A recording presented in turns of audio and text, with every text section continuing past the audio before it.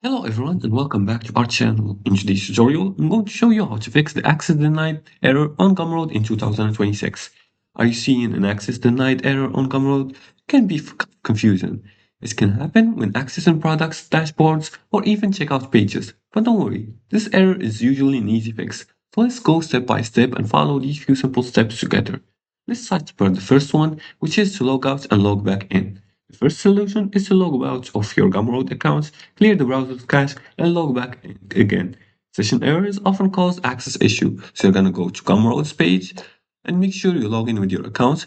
Then you're gonna click on your profile account, and then you're gonna log out. Make sure to click on the logout option. You're gonna scroll all the way down here, click on your account, then you're gonna click on logout. Once you're on the login page, you're gonna make sure to delete the browser's cache by clicking here on the three dots in your browser, then delete the browsing data. Check this. Select the cache images and then click on clear now. Then re-log in again and see if it works. If it doesn't, you're gonna try to use another account. Many sellers accidentally log in using a different email, a social login instead of an email login, so make sure you're using the account that owns the products. You can also check the product's permission. If this happens to a buyer, confirm they purchased the products, verify the email used, and if they used a different email, they won't get access.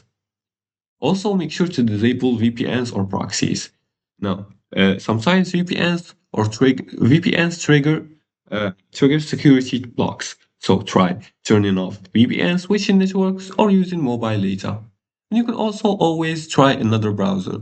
You can open a new browser such as Chrome browser or the Brave browser and try logging in from there instead.